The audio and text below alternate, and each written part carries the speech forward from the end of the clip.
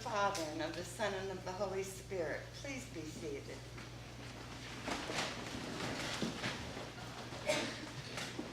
The next few weeks bring us into the creation season. Jesus compared the apostles' faith to that of a mustard seed. I'm sure they understood the mustard seed is a little tiny, teeny seed that would compare their faith to almost nothing. Why did Jesus use creation analogies to prove a point? In Genesis, we find that man was put in the garden, not just to eat from it, but to tend it. Work was not part of the curse, but painful work was. Work has always been a part of being human, even before we had fallen. Adam was the first gardener, and humans were basically vegetarians. Adam was given a helper, which made the work a lot easier. Adam also named the animals. This shows the importance of animals to God. God was clearly presented in the Bible as caring about the well-being of his creation. Noah was told to save the animals as he turned humans away from the ark. Solomon, in all his wisdom, could not explain what happened to animals' souls or spirits. Jonah was reprimanded for not taking care of the people of Nineveh and her animals. Jesus said that God cares for the birds and flowers, this being a signal of how much he cares for people. God's choice of sacrificing animals to represent human atonement does not devalue the animal in any way, but it enhances their significance to God. God's mercy is not just for humans, but toward animals too. Even Solomon takes a step further in stating that a righteous person's behavior is reflected in his treatment of animals. Proverbs states, "The righteous care for the needs of their animals, but the kindest act of the wicked are cruel." In other words, a righteous man can be spotted by the way he treats his animals. Perhaps it takes a little bit more insight to think of plants.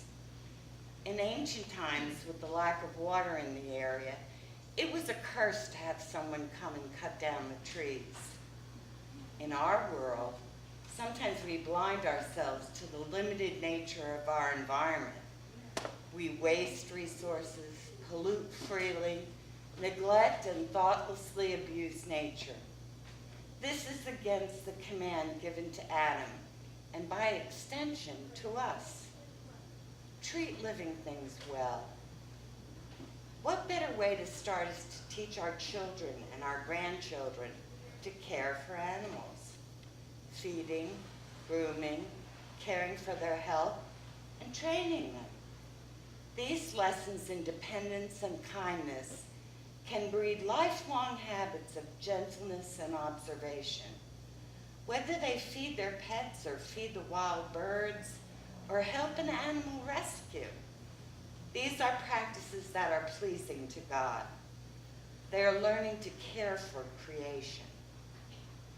Besides caring for animals, we need to learn how to water and feed plants, to care for trees and lawns, and to exercise care in using and disposing of harmful chemicals.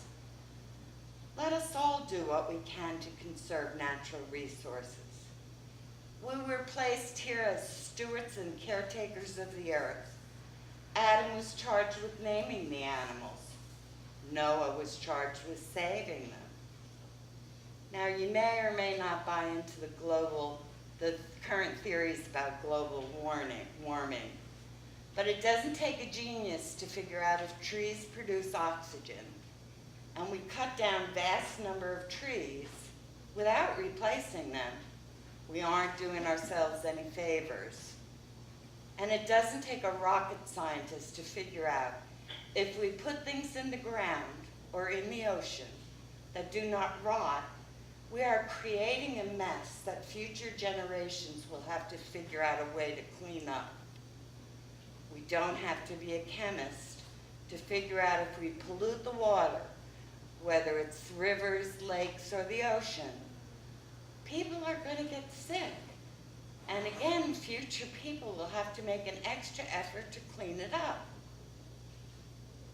Now, most towns by now have recycling. Instead of using plastic bags at the grocery store, buy some non-disposable bags and bring them with you. If you do use them, do you cut the handles off so they don't wrap around an animal or bird's neck? Those little plastic rings that hold bottles of Coke and different drinks together, when you take those off, those rings off, do you cut them to make sure that a bird doesn't get its neck stuck in them? Appreciate what we've been given. You don't have to be an outdoorsman to do this. You can go bird watching. You can take a walk in the park, watch all the vegetation, test yourself, see how many species you can, that you're not familiar with or that you can name. If you can't do that, can you sit on the porch and watch the sun rise or set, or find amazement at spotting a rainbow? I believe that competent stewardship means understanding, caring for, and appreciating nature as God's provision for his creation, both in bodies as sources of food, clothing, and shelter, and as resources for our emotional health and spiritual renewal. Good stewardship is using our resources and knowing when to stop. If you use firewood for heat, replace it. It really isn't that hard. It's common sense and it's God's command. Our faith involves more than coming into community with people and reading the Bible and praying. Don't have the faith of a mustard seed. Let your heart grow in appreciation of all God has done for us. Amen. Amen.